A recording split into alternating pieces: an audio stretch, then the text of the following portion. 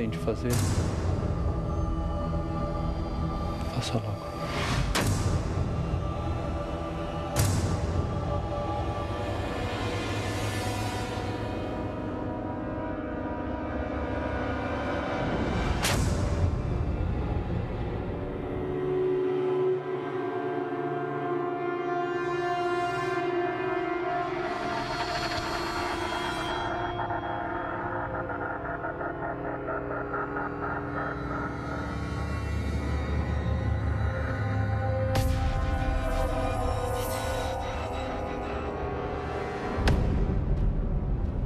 Depois que Judas saiu do cenáculo, disse Jesus aos seus discípulos: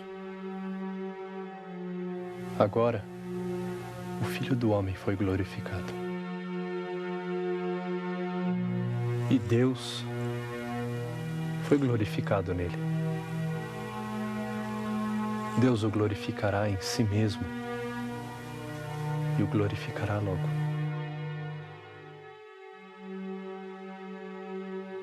Filhinhos, vou ficar com vocês só mais um pouco.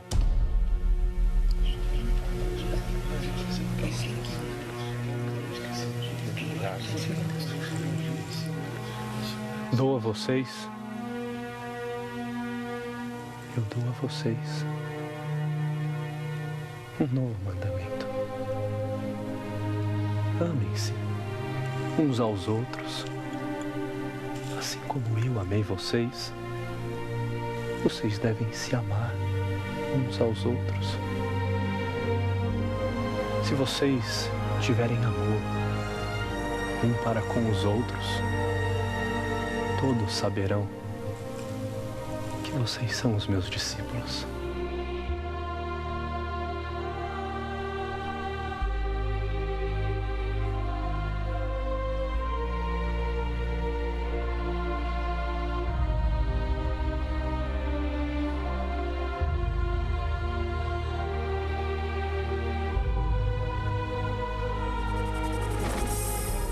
Se vocês se amarem uns aos outros, todos saberão que vocês são os meus discípulos.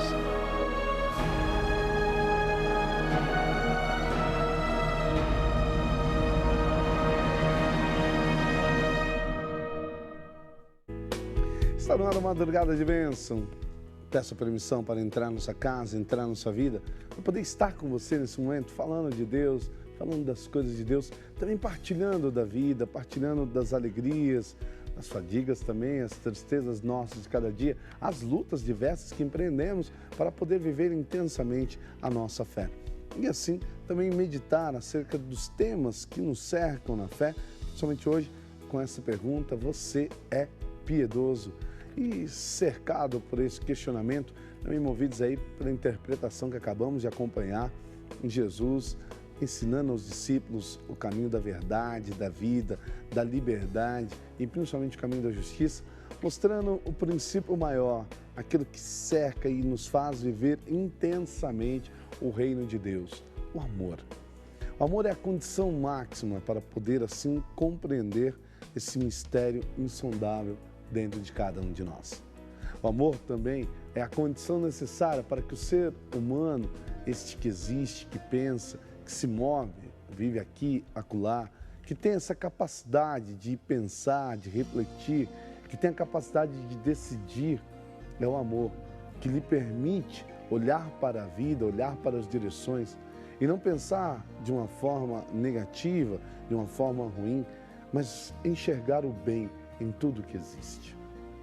E para que então este olhar se vislumbre conforme a vontade e o querer de Deus, é preciso que cada vez mais eu deixe este amor que é celestial, este amor que é do próprio Deus, penetrar ao mais profundo do meu coração, da minha alma, do meu entendimento. E quando compreendemos a lei do amor como essência e fundamento de todas as coisas, olhamos para todo o regimento legal, seja um regimento legal de uma sociedade, seja um regimento legal de uma religião, de um costume religioso, ou os princípios doutrinários da nossa própria fé, da nossa própria igreja. Eu olho para tudo isso como algo que me faz bem, como algo que é princípio de verdade, como algo que é princípio de edificação no humano, no psíquico, no espiritual, algo que me faz viver nessa condição e me eleva à experiência transcendental do encontro com aquilo que é eterno. Quando eu vivo a lei máxima do amor e o princípio do amor em minha vida, eu começo também a não viver de fantasias, de ilusões, mas compreendo a realidade, pois o amor tudo suporta, tudo crê, tudo alcança, dentro de uma compreensão também racional, emocional, é sentimental também, mas a razão me faz compreender o caminho que tenho que seguir e a voz que toca ao meu ouvido, que toca ao meu coração e me diz para onde eu devo ir, como devo caminhar e com quem devo caminhar. Também me mostra o que devo eu fazer nesse caminho.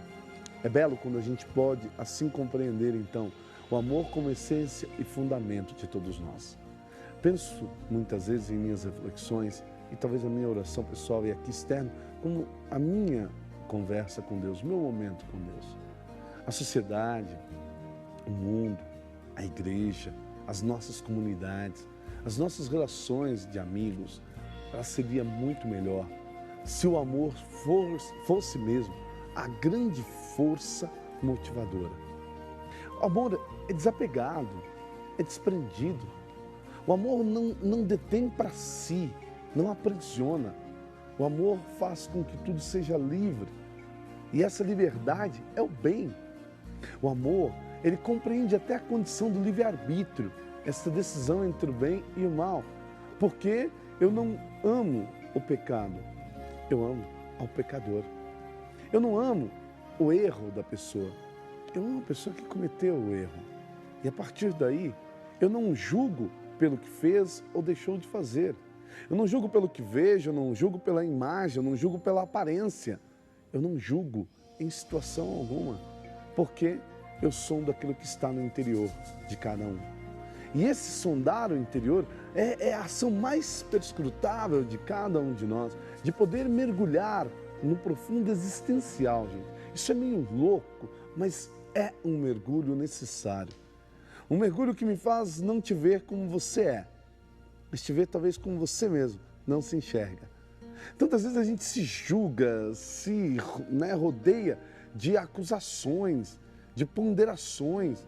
Talvez muitas vezes nós nos maculamos de tantas coisas que nós não somos. E esquecemos verdadeiramente o que eu sou, o que você é. Amor. E quando assim nós nos compreendemos, amado, amada, nós passamos a viver uma condição sobrenatural. Já não mais vivo eu, Cristo vive em mim. Já não mais eu que falo, não eu que exalo o odor humano, mas é o odor de Deus, é a suavidade de Deus.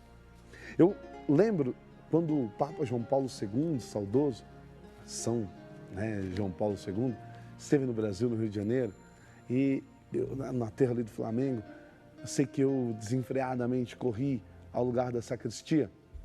Eu tinha um desejo enorme de ver o Papa de perto.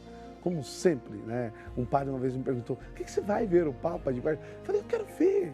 Eu sinto, é a presença real de Deus, é aquele que tem entre nós essa primazia de falar com uma autoridade maior de Deus. Então, é a necessidade. E aí eu sei que eu corri para o lugar da sacristia, que era atrás, no aterro do Flamengo. E de repente, o Santo Padre já estava à porta do elevador. Falei, que pena, mas vi. Só que teve algo que foi muito maior. Quando entrei correndo à sacristia, eu sei que todo mundo foi para uma direção, nós entramos para outra, era a sacristia onde o Papa tinha se trocado. Falo para você uma das coisas que mais me marcou no encontro, ali naquele momento. Quando peguei a roupa do Santo Padre e cheirei. Coisa de criança, né? Apesar de já ser jovenzinha. Mas cheirei e senti aquela essência de rosas na roupa do Santo Padre. Eu não disse outra coisa que senão naquele momento. Essência e odor da santidade. Isso tudo me fez refletir qual o odor que sai de mim, qual o odor que sai de você, o que nós exalamos no caminho, o que nós exalamos dessa experiência com Deus, o que nós exalamos no nosso contato com o outro, o que nós exalamos na nossa experiência com o outro. Por isso essa pergunta para você, você é piedoso? Porque a piedade, primeiro, é a atitude, a atitude do crente, a atitude daquele que tem a fé, daquele que tem a sua constância. E o piedoso é aquele que pratica esta fé, pratica aquilo que ele acredita, aquilo que ele celebra, aquilo que ele, por atos exteriores, diz crer. O piedoso não é o piegas meramente, porque o piegas pode se tornar um mero fanático, mas não, aquela pessoa que vive em tudo esta intimidade com Deus, vive em tudo essa intimidade com o Ser Supremo, com Deus superior a todos nós, e nesta intimidade ele transmite ao outro esta presença real. Talvez todos nós, hoje, devemos nos cobrar essa atitude de piedade, eu me cobrar. Será que eu, no meu contato com o outro, eu consigo transmitir esta paz? Independente do ato celebrativo, da ritualidade de uma missa, independentemente de tudo isso, eu tenho transmitido essa presença de Deus? Tenho feito a pessoa que se aproxima, que encontra no caminho, sentir em mim, sentir em você essa presença de Deus? Um dia, numa situação ímpar, nós estávamos num círculo de pessoas, na qual alguns não nos conheciam, e se apresentando, perguntei à pessoa, o que você acha que eu sou? E eu gostei de uma coisa que a pessoa disse e me preocupei ao mesmo tempo. A pessoa disse, não consigo identificar. E foi dizendo algumas funções, disse, isso eu tenho certeza que você não é. Mas se tem algo em você que é muito maior do que você mesmo. E é esse algo que você exerce no seu dia a dia. E eu fiquei preocupado comigo. Falei, talvez falta um pouquinho mais para que a pessoa ainda possa verdadeiramente afirmar. Você é de Deus. Não só sacerdote. Não, você é de Deus. Você pertence a Deus. Você tem um brilho, uma fé tão grande que ao encontrar-me com você, o que eu pude vislumbrar é essa presença de Deus, essa realeza de Deus, essa singeleza de um pai, essa singeleza da mãe celestial que olha para cada um de nós com amor, com ternura.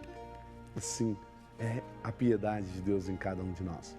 Piedade é essa que me leva também a uma experiência íntima com Ele na oração, no encontro pessoal, ali ao sacrário, seja no encontro do teu grupo de reflexão, ou seja na meditação do Santo Terço com o seu grupo, fazer com que as pessoas sintam essa presença de Deus que sai de você, sai de mim.